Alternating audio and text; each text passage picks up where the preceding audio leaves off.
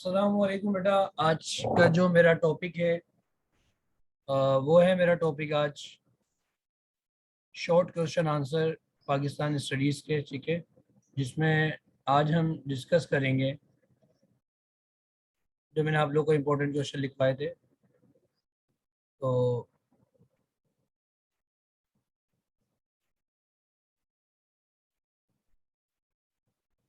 इसमें बेटा सबसे पहला क्वेश्चन हमारे पास था जो कि हमसे पूछा जाता है जियोग्राफिकल इम्पोर्टेंस ऑफ पाकिस्तान। ठीक है बेटा, मैं भी आप लोगों को शॉर्ट में बता रहा हूँ, वैसे मैंने जो है इसके लॉन्ग में पिक्चर ली है ताकि आप लोगों के लिए आसानी भी हो जाए। ठीक है, तो अगर हम जोग्राफिकल इम्पोर्टेंस हम अगर पाकिस्तान की देखें तो पाकिस्तान एक ऐसे एरिया में या पाकिस्तान एक ऐसे खत्ते में मौजूद है जिसके आसपास तमाम जो है ना बड़ी बड़ी जो है वो रियासतें मौजूद हैं। ठीक है, जैसे कि पाकिस्तान को अगर हम देखें तो पाकिस्तान के मुस्लिम कंट्रीज के साथ भी ताल्लुकात हमें नज़र आते हैं पाकिस्तान की लोकेशन की वजह से। इसी तरह पाकिस्तान के जो ताल्लुकात हैं हमें अ, जो मतलब जैसे अपना चाइना हो गया या फिर इसके अलावा इंडिया के साथ पाकिस्तान के तिजारती ताल्लुकात जो है वो बेहतर है। बाकी दूसरी ये कह सकते हैं हम कि दूसरे मामलात से हटकर। ठीक है, इसी तरह पाकिस्तान जो है वो और भी ममालिक के साथ जो है वो अपने ताल्लुकात को बेहतर बनाता है समंदरी रास्ते के जरिए या फिर समंदर के जरिए। पाकिस्तान की अगर हम नेबरिंग कंट्रीज में देखें तो पाकिस्तान के पास हमें नॉर्थ ईस्ट में जो है हमें चाइना नजर आता है, जबकि पाकिस्तान के हमें नॉर्थ वेस्ट में हमें अफगानिस्तान नजर आता है। पाकिस्तान के साउथ वेस्ट में अगर हम देखें तो हमें ईरान और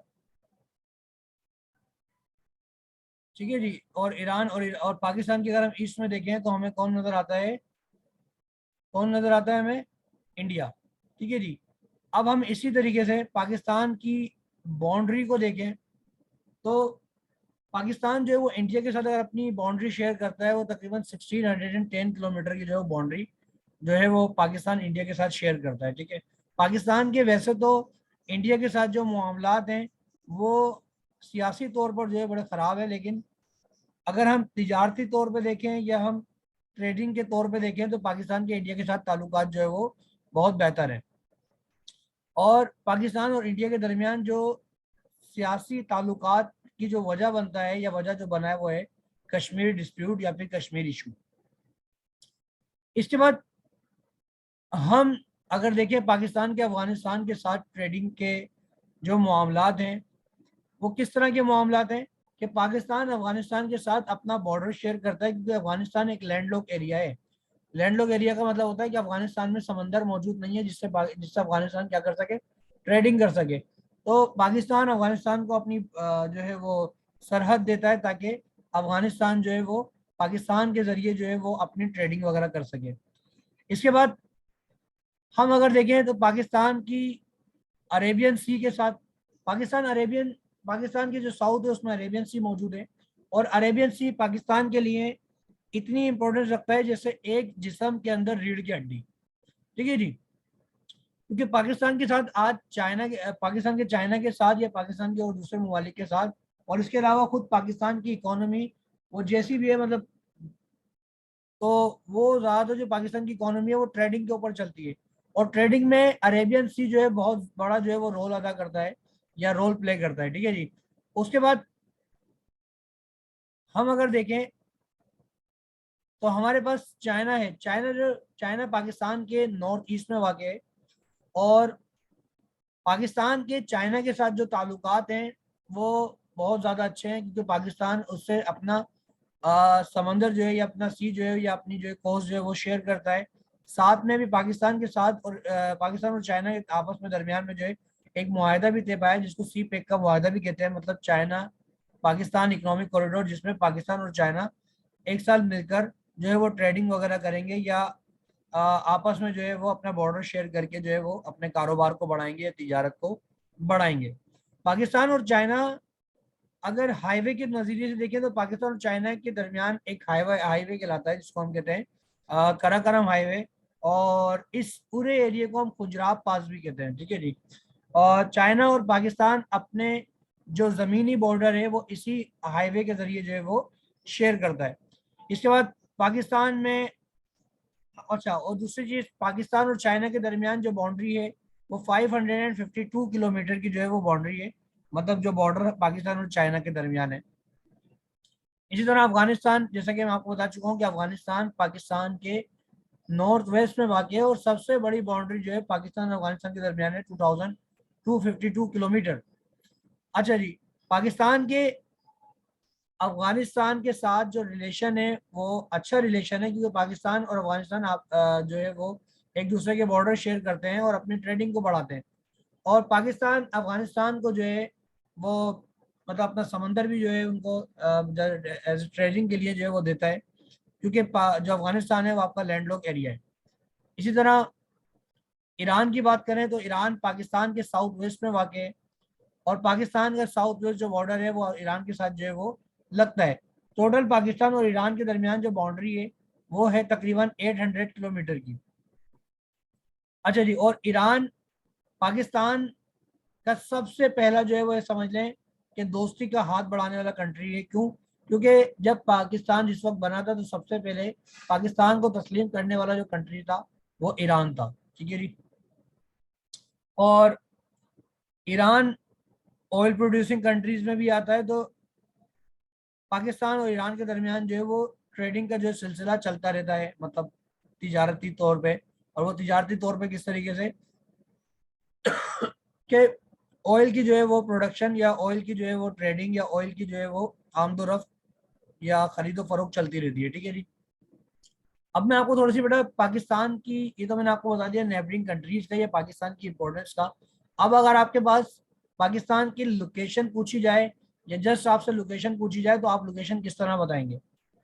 देखिए बेटा, पाकिस्तान जो है वो इस्लामिक रिपब्लिक कंट्री है, या फिर इस्लामिक रिपब्लिक ऑफ पाकिस्तान है, और ये लोकेटेड है लेटीट्यूड में 23.35 degree to 37.05 degree north, and extend from longitude 60.50 degree east, covering an area of, मतलब जो है अगर हम ये देखें कि पाकिस्तान के लॉन्गिट्यूड लेटीट्यूड, मैंने आप लोगों को लॉन्गिट्यूड और लेटीट्यूड का बताया था कि जो लाइंस नॉर्थ से, मतलब ये समझ लें कि जो लाइन वर्टिकल है उनको हम कहते हैं लॉन्गिट्यूड, और जो लाइन हॉरिजॉन्टल है उनको हम कहते हैं बेटा लेटीट्यूड। ठीक है जी। तो अगर हम देखें पाकिस्तान की लेटीट्यूड में तो 23.35 डिग्री टू 37.05 डिग्री नॉर्थ में जो है पाकिस्तान एक्सटेंड हुआ है। ठीक है जी। इसी तरह पाकिस्तान की अगर लॉन्गिट्यूड देखें तो 60.50 जो है वो डिग्री ईस्ट में जो है पाकिस्तान जो है वो फैला हुआ है। और पाकिस्तान का जो टोटल रकबा है वो है 796,096। अच्छा, इस नोट्स में 796,098 लिखा हुआ है, लेकिन आपकी बुक में 796,096 है, तो आप जो है वो बुक वाला ही लिखिएगा, 796,096 square kilometre. Pakistan consist of 4 province, Punjab having highest population, Sindh north west frontier province, now Khyber Pakhtunkhwa, and Balochistan having the large area. मतलब अगर आपके पास एमसीक्यू में पूछा जाता है कि ये बताएं कि पाकिस्तान का वो कौन सा सूबा है जो सबसे ज्यादा पॉपुलेटेड जो है वो प्रोविंस है, तो वो कौन सा सूबा है बेटा? पंजाब। अगर आपसे पूछा जाए एरिया वाइज, तो एरिया वाइज में अगर आपसे पूछा जाए कि पाकिस्तान के एरिया वाइज बताएं कौन सा जो है वो प्रोविंस सबसे बड़ा है, तो आप कहेंगे Balochistan. In the southwest Pakistan is Iran. In East India is situated in the North China, and in northwest Afghanistan is situated in the south of Pakistan is the Arabian Sea, which is very important route. The border between Pakistan and Afghanistan is called Durand Line, and it is 252 kilometre. अगर आपसे पूछा जाए कि अफगानिस्तान और पाकिस्तान के दरमियान जो boundary दोनों आपस में शेयर करते हैं उसको क्या कहते हैं, या उस बॉर्डर को क्या कहते हैं, तो बेटा उस बॉर्डर का नाम होता है ड्यूरेंट लाइन। मैंने आपको अभी इस वक्त एमसीक्यूज भी साथ साथ बताता जा रहा हूँ। अफगानिस्तान और पाकिस्तान के दरमियान जो बाउंड्री शेयर की जाती है वो ड्यूरेंट लाइन कहलाती है। इसी तरह पाकिस्तान और चाइना के दरमियान जो हाईवे मौजूद है उसको कराकरम हाईवे कहते हैं। इसी तरह जो है पाकिस्तान और चाइना के दरमियान जो मुआहदा हुआ है उसको सीपेक मुआहदा कहते हैं। इसी तरह पाकिस्तान जो है वो जिस कोस्ट पर या जिस कोस्ट के जरिए पाकिस्तान ट्रेडिंग करता है, या जिस समंदर के जरिए पाकिस्तान ट्रेडिंग करता है, उसकी अगर हम टोटल लेंथ देखें तो वो है तकरीबन 1010 किलोमीटर। ठीक है जी। तो ये मैं आप लोगों को साथ साथ एमसीक्यूज भी बता रहा हूँ, ये आपके शॉर्ट में क्वेश्चन पूछा जाता है। मैं आपको फिर दोबारा बताने की कोशिश करता हूँ कि अगर आपके पास क्वेश्चन आए कि ज्योग्राफिकल लोकेशन ऑफ पाकिस्तान या ज्योग्राफिकल इंपॉर्टेंस ऑफ पाकिस्तान जो है वो आपसे डिस्कस करें, तो आप सबसे पहले बेटा, सबसे पहले जो है ना आप इंट्रोडक्शन देंगे, या इंट्रोडक्शन में पाकिस्तान की आप थोड़ी सी जो है वो मतलब ये करेंगे कि जो भी आप पाकिस्तान के बारे में जानते हैं, जैसे कि पाकिस्तान की लैंड, पाकिस्तान का कल्चर, पाकिस्तान का ट्रेडिशन, या पाकिस्तान की तमाम चीज़ों के बारे में आप बता देंगे। जैसे कि Pakistan is our motherland, we got this land after great sacrifices of Muslim of South Asia. It is situated in the southern side of Asia. It has great importance in the South Asian region due to its deal location in the region. This is in fact a God gifted location. उसके बाद हम location of Pakistan पर आएंगे। Location of Pakistan में हम बेटा location बताएंगे पाकिस्तान की कि दुनिया में या मैप में पाकिस्तान की लोकेशन क्या है। तो दुनिया में या पाकिस्तान में या पाकिस्तान की लोकेशन क्या चीज़ है, वो ये है कि बेटा Pakistan latitude wise 23.35 degree north में, सॉरी 37.05 डिग्री नॉर्थ में जो है पाकिस्तान एक्सटेंड है, जबकि लॉन्गिट्यूड में 60.50 डिग्री ईस्ट में कवर करता है, जिसमें पाकिस्तान का टोटल जो एरिया है वो 796096 है। और अगर हम देखें पाकिस्तान के प्रोविंसेस में, तो बेटा पाकिस्तान के 4 प्रोविंसेस हैं, जिसमें से सिंध, पंजाब, बलूचिस्तान और साथ में आपका KPK। सही है जी। अगर हम पॉपुलेशन वाइज देखें तो पंजाब पाकिस्तान का सबसे बड़ा सूबा है, जिस पॉपुलेशन में सबसे ज्यादा हाई है। ठीक है जी। अगर हम एरिया वाइज देखें तो पाकिस्तान में बलूचिस्तान एरिया वाइज सबसे बड़ा जो है वो क्या है, प्रोविंस है। उसके बाद पाकिस्तान के नॉर्थ ईस्ट में जो है वो ईरान, चाइना वाक़ है। पाकिस्तान के नॉर्थ वेस्ट में जो है वो अफगानिस्तान वाक़ है। पाकिस्तान के ईस्ट में इंडिया वाक़ है। और पाकिस्तान के साउथ में अरेबियन सी वाक़ है। अफगानिस्तान और पाकिस्तान के दरमियान जो लाइन आपस में इन दोनों को मिलाती है, हम उसे ड्यूरन लाइन कहते हैं। पाकिस्तान और चाइना के दरमियान जो हाईवे दोनों को आपस में मिलाते हैं उसको कराकरम हाईवे कहते हैं। इसी तरह, सही है जी। और इनकी बाउंड्रीज भी बेटा आप लोगों को पता होनी चाहिए कि इंडिया की बाउंड्री पाकिस्तान के साथ जो लगती है वो 1610 किलोमीटर लगती है, मतलब 1610 किलोमीटर। इसी तरह पाकिस्तान की अफगानिस्तान के साथ जो बाउंड्री लगती है वो 2252 किलोमीटर सबसे जो है वो लॉन्गेस्ट बाउंड्री जो है पाकिस्तान के साथ लगती है अफगानिस्तान की। उसके बाद पाकिस्तान की जो ईरान के साथ बाउंड्री लगती है वो है 800 किलोमीटर। इसी तरह पाकिस्तान की चाइना के साथ जो बाउंड्री लगती है वो लगती है 252 किलोमीटर या 258 किलोमीटर। ठीक है जी। ये हमारा लोकेशन ऑफ पाकिस्तान था, जो मैंने आपको, या geographical location, geographical importance of Pakistan था, जिसमें हमने इन चारों कंट्रीज के बारे में आप लोगों से डिस्कस किया, साथ में अरेबियन सीज के बारे में भी आप लोगों से डिस्कस किया।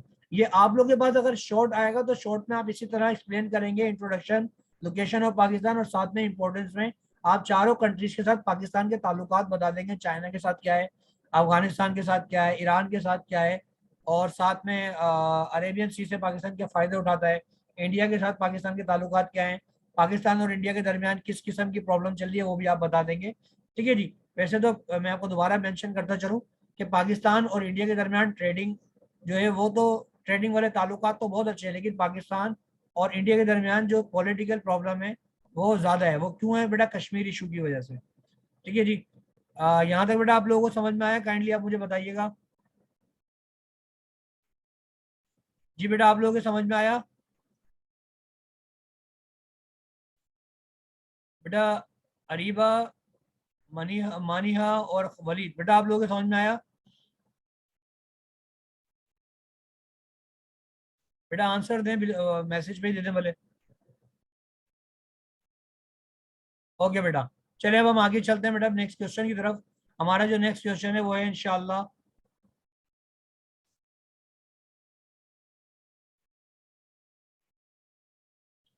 अच्छा जी, हमारा बेटा नेक्स्ट क्वेश्चन है साइलेंट फीचर्स ऑफ, या साइलेंट फीचर्स ऑफ 1973 कॉन्स्टिट्यूशन।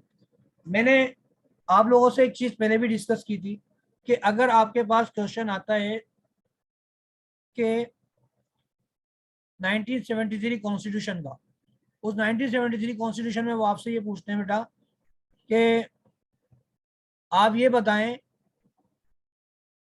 कि पाकिस्तान के कॉन्स्टिट्यूशन 1973 के कोई भी 5 पॉइंट, या write down the 5 points of 1973 constitution. ठीक है जी। तो आप क्या करेंगे बेटा, आप क्या करेंगे? अच्छा, फिर दोबारा मैं आपको बताऊं।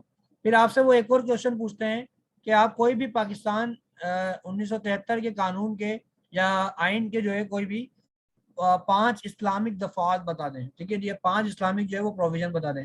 या आपसे इंग्लिश में पूछा जाएगा write down the 5 Islamic provision of 1973 constitution. देखिए बेटा, आप इस्लामिक याद कर लें 5, और इन पांचों को आप नॉर्मल पॉइंट्स में भी लिख सकते हैं, वहां पर भी आपका इस क्वेश्चन को कंप्लीट कर दिया जाएगा, ये क्लियर हो जाएगा। ठीक है जी। जैसे कि सबसे पहला पॉइंट मैं आपको बताते चलूं, नंबर 1 पॉइंट। अच्छा जी, सबसे पहले मैं आपको इसके डिस्कस करता चलूं।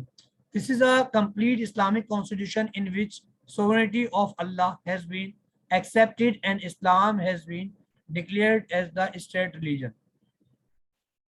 सबसे पहला पॉइंट इसमें बताया गया कि ये पहला कॉन्स्टिट्यूशन था, या ये पहला कंप्लीट कॉन्स्टिट्यूशन था जिसमें इस्लाम को बहैसियत दीन जो है, या बहैसियत जो है मजहब जो है वो तस्लीम किया गया। और इस चीज़ में, या 1973 कॉन्स्टिट्यूशन में इस चीज़ को मेंशन किया गया या एक्सेप्ट किया गया कि सोवरेनिटी ऑफ अल्लाह, मतलब इक़्तिदार अल्लाह सिर्फ अल्लाह ताला के पास है, और इस्लाम को बहैसियत दीन जो है वो तस्लीम कर लिया गया, या इस्लाम को जो है वो एज अ स्टेट रीजन जो है वो डिक्लेयर कर दिया गया।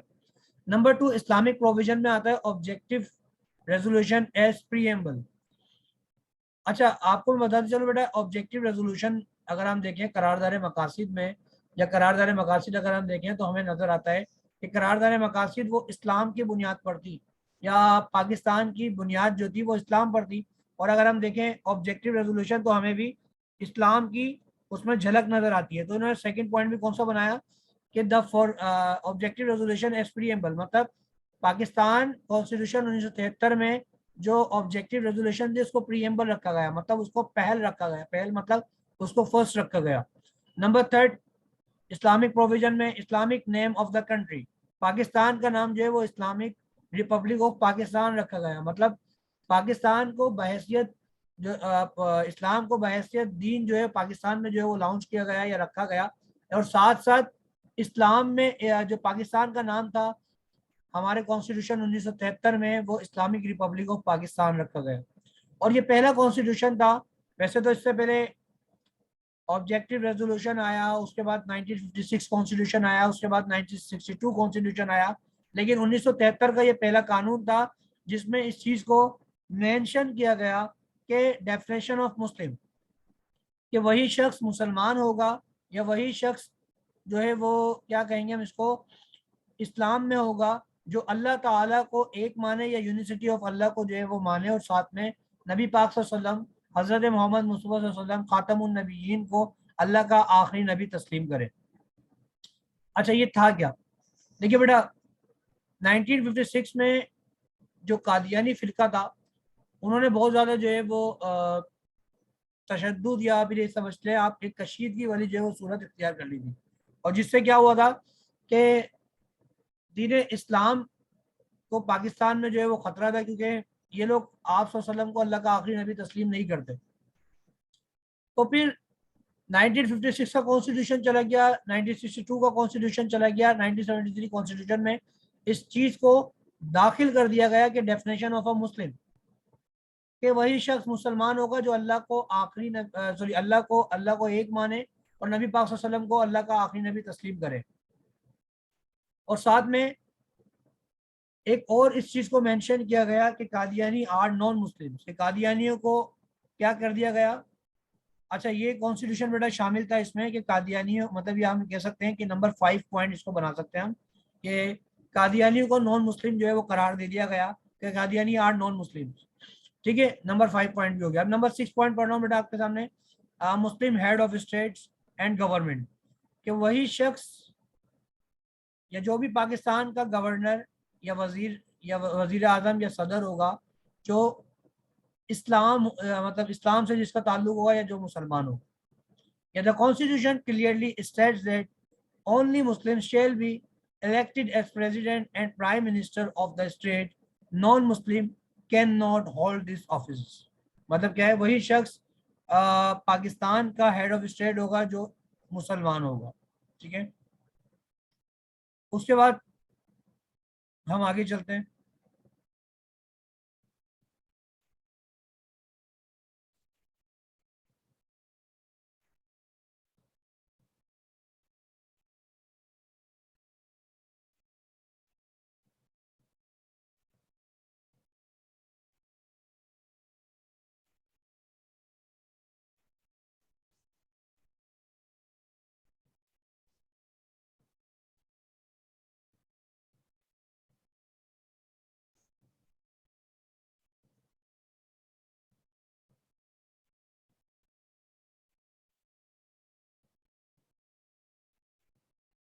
अच्छा जी, अब हम बेटा आगे चलते हैं और आगे हमें मालूम होता है नेक्स्ट 1973 के कानून का ही कि Islamic way of life. The government ensured that all the steps will be taken to enable to Muslim of Pakistan to lead their lives according to Islam. कि पाकिस्तान गवर्नमेंट ऐसे मौके फराहम करेगी लोगों को जिसके जरिए क्या हो कि लोग इस्लामी तौर तरीके पर या इस्लामी रास्ते पर अपनी ज़िंदगी गुजार सकें। नंबर 7 पॉइंट हो गया बेटा इस्लामिक। मैंने आपसे कहा था आपके पास ये शॉर्ट में पूछा जाता है, शॉर्ट में आपसे कोई भी 5 पॉइंट पूछे जाते हैं।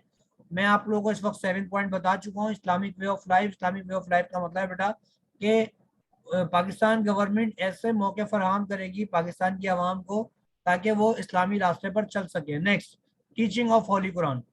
नंबर 8 पॉइंट इस्लामी। Teaching of holy Quran and Islamiat shall be made compulsory subject, ठीक है जी।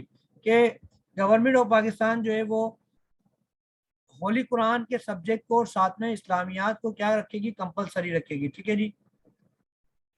ये हमारे पास बेटा कुछ पॉइंट है जो मैंने आप लोगों के सामने डिस्कस किए कि कौन कौन से बेटा, कि अल्लाह ताला को एक मानना, ठीक है जी। इसके अलावा और कौन सा था हमारे पास, Qadiani are non Muslim, Muslim definition, ठीक है जी। उसके बाद ऑब्जेक्टिव रेजोल्यूशन इज प्रीएम्बल, उसके बाद इस्लामिक नेम ऑफ कंट्री, उसके बाद था आपका मुस्लिम हेड ऑफ स्टेट, फिर हमने होली कुरान वाला पढ़ा, फिर इसके बाद जो है हमने इस्लामिक वे ऑफ लाइफ पढ़ा, ठीक है जी। बेटा ये 1973 कॉन्स्टिट्यूशन बेटा आप लोगों के समझ में आया, ताकि हम आगे चलें। बेटा समझ में आया आप लोग के?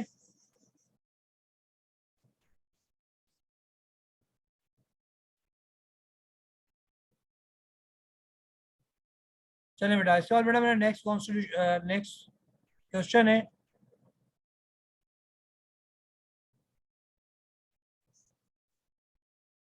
बेटा नेक्स्ट क्वेश्चन है हमारे पास ऑब्जेक्टिव रेजोल्यूशन या करारदार मकासद। करारदार मकासद को हम ऑब्जेक्टिव रेजोल्यूशन भी कहते हैं और हम ये समझ लें कि आज पाकिस्तान का कॉन्स्टिट्यूशन जिस बुनियाद पर है वो करारदार मकासद की बुनियाद पर रखा गया है, ठीक है जी। तो करारदार मकासद या ऑब्जेक्टिव रेजोल्यूशन है क्या? देखिए बेटा, सबसे पहले मैं आपको बताना चलूँ, जब कायदे-ए-आज़म मोहम्मद अली जिन्ना का इंतकाल हुआ 1948 में, तो पाकिस्तान को उस वक्त सिक्योरिटी की ज़रूरत नहीं थी, बल्कि क्या थी पाकिस्तान को ज़रूरत, किस चीज़ की ज़रूरत पेश आई, वो थी हमारे पास कॉन्स्टिट्यूशन। लेकिन अब हमारे पास क्या है, कानून भी नहीं है कोई। अब क्या करें कानून में भाई? तो हमने ये किया, जो कायदे-ए-आज़म मोहम्मद जिन्ना का 1935 का एक्ट था और 1947 का जो एक्ट था उसके तहत हमने कुछ पॉइंट जो है वो निकाले और उस पॉइंट के जरिए जो है पाकिस्तान के कॉन्स्टिट्यूशन में उसको शामिल कर दिया, या उसको एज पाकिस्तान के कॉन्स्टिट्यूशन समझ के जो है उस पर अमल करना शुरू कर दिया। तो सबसे पहले ये लिखा हुआ है, according to the amended constitution, the objective resolution has been made the substantive part of the constitution. Following principle can be deduced from the objective resolution. Sovereignty of Allah, सबसे पहला पॉइंट ऑब्जेक्टिव रेजोल्यूशन का बेटा, सबसे पहला point के तमाम इक़्तिदार आला अल्लाह ताला के पास है, वही हर चीज़ का मालिक है और उसके इजाज़त के बगैर कुछ भी जो है दुनिया में नहीं हो सकता। अब जरा सुनिएगा, according to the resolution it had been determined that Allah would be the real sovereign of the state of Pakistan. मतलब क्या है, इस रेजोल्यूशन के तहत इस चीज को माना गया कि अल्लाह जो है वो रियल जो है वो क्या है, सोवरेन, मतलब इक़्तिदार आला तमाम अल्लाह ताला के पास है, तमाम हकीकत जो इक़्तिदार है वो अल्लाह ताला के पास है. So the legislation will be practice within the limits initiated by the Quran and Sunnah. ठीक है जी. Number 2, democratic state. पाकिस्तान को एज डेमोक्रेटिक स्टेट जो तस्लीम किया गया, या डेमोक्रेटिक स्टेट को हम क्या कहते हैं? डेमोक्रेटिक स्टेट मतलब होता है बेटा कि वो है ना अपना इस्लामिक डेमोक्रेसी ऑफ पाकिस्तान में, जिसमें फर्टिनिटी, इक्वलिटी, जस्टिस और टॉलरेंस जो है, तो पाकिस्तान को इस बुनियाद पर रखा गया. मसावात और इंसाफ, ब्रदरहुड या भाईचारा, और साथ में टॉलरेंस मतलब बर्दारी. ठीक है जी. ये पाकिस्तान में शामिल किए गए, ये पाकिस्तान की कॉन्स्टिट्यूशन में शामिल किए गए कि कोई बड़ा छोटा नहीं है, सबके साथ इंसाफ होगा, सही है, सब भाई भाई हैं, और साथ में बर्दाश्त का जो है मुआदा होना चाहिए. It was determined that Pakistan would follow the principles of democracy in the policy, and elected representative of the state would run its system. Next है बेटा हमारा फेडरेशन. अच्छा, federation means it was clearly declared in the resolution that the federal system of state would be practiced. All the provinces would enjoy their power within the constitutional limits, and centers would not interfere in their interested power. इन्होंने कहा कि पाकिस्तान में क्या लेकर आया जाएगा? Federal system लेकर आएगा, फेडरेशन सिस्टम लेकर आया जाएगा, और तमाम सूबों को जो है खुद मुख्तारी दी जाएगी, लेकिन अपनी लिमिट्स के ऊपर. ठीक है जी. तो मतलब क्या है, पाकिस्तान एक फेडरल गवर्नमेंट जो है वो इदारा है, या फेडरल सिस्टम एक इदारा है, लेकिन यहाँ पर प्रोविंसेस को भी क्या मिलती है, इख्तियारात मिलते हैं, या जो प्रोविंसेस हैं उनको भी जो है हर किस्म की जिम्मेदारी हासिल है, लेकिन लिमिट्स में. Next number 4, Islamic principles of freedom, equality and social justice. It was declared in the resolution that while practicing democracy, Islamic principles of freedom, equality, and tolerance and social justice would be promoted properly and perfectly, and Islamic values would be revived in the society. Next, number 5, Islamic way of life. वही बात आगे बेटा, मैंने आपको क्या कहा था कि 1973 कॉन्स्टिट्यूशन हो, 1956 कॉन्स्टिट्यूशन हो, या फिर आपके 1962 कॉन्स्टिट्यूशन हो, ये तमाम कॉन्स्टिट्यूशन जो है वो ऑब्जेक्टिव रेजोल्यूशन की बुनियाद पर ही बने हैं. ठीक है जी. और देखें, ये वाला कॉन्स्टिट्यूशन भी बेटा हम जो है 1973 में पढ़ा है हमने. ठीक है जी. इसके बाद हमने सोवरेनिटी भी बेटा हमने पढ़ा है. ठीक है जी. अब बाकी हम आगे चलते हैं. Right of minorities, political social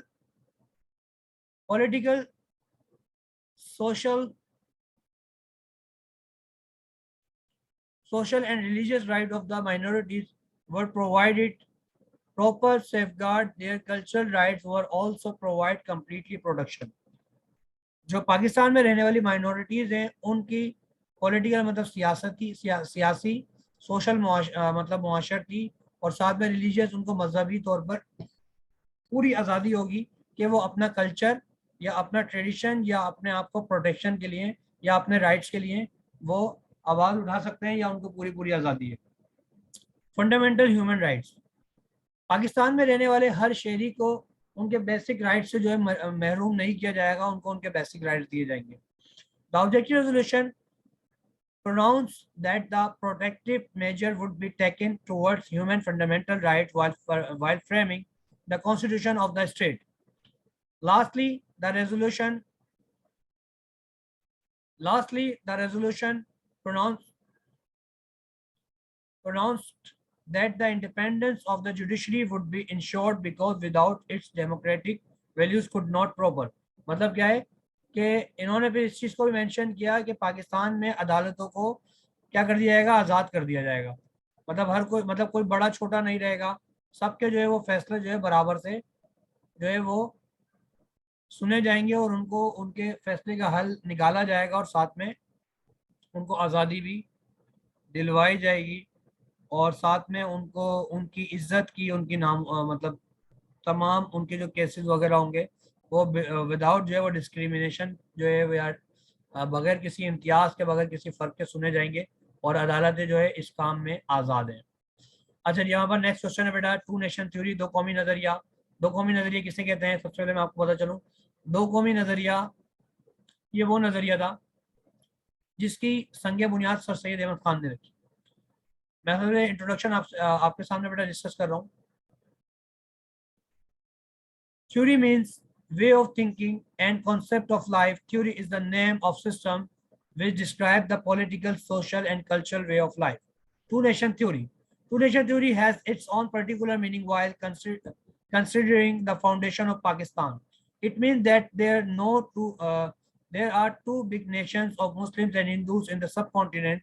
Although these nations have passed a long time in the same territory, but they could not mix up with each other due to difference of their moral values, religious, cultural, and other social tradition.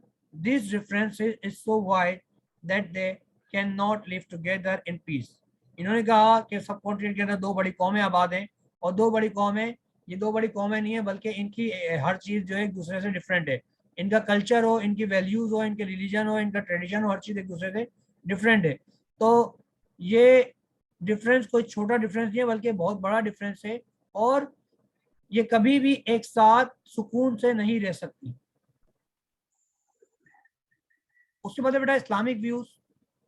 Islam has Islam has its own belief and ideas about life. It is quite different from other views of life in the world. Muslims in the subcontinent consider themselves a nation which has its own civilization, moral values, history, and economy. Islamic view भी हम देखें तो Islamic views में भी बेटा हिंदू जो है वो मुसलमानों से बिल्कुल क्या है, डिफरेंट है। ठीक है जी।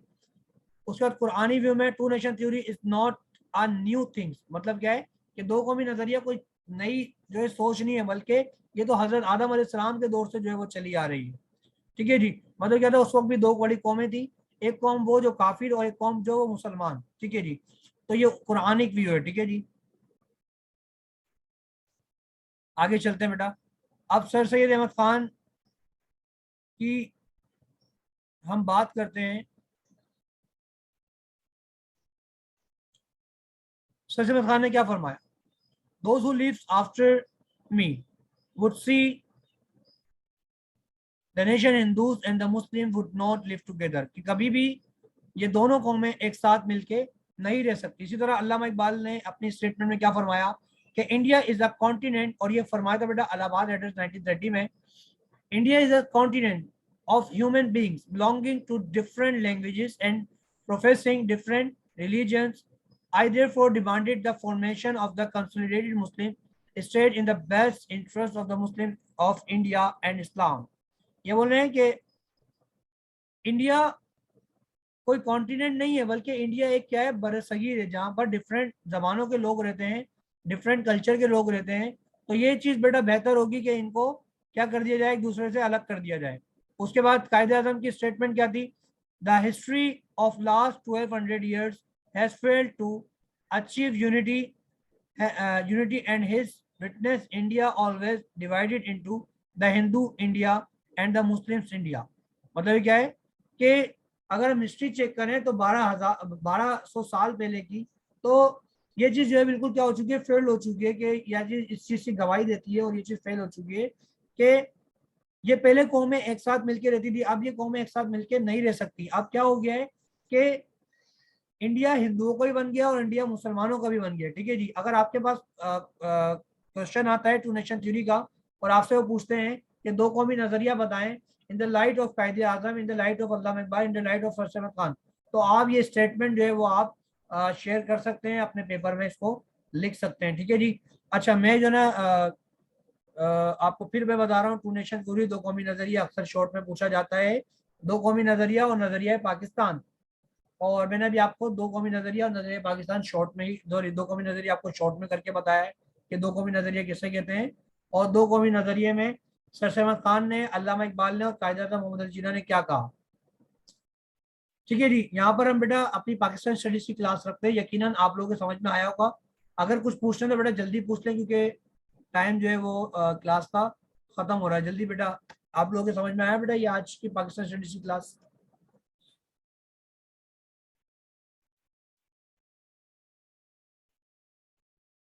बेटा वलीद सच में क्लियर हुआ बेटा आपको? वलीद हो गए हमारे पास। और कौन है हमारी बच्ची? अरीबा, मानिहा, बेटा आप लोगों को समझ में आया? प्लीज काइंडली जरूर बताएं बेटा मुझे जल्दी अपने मैसेजेस के जरिए। Yes sir, yes. चलें बेटा।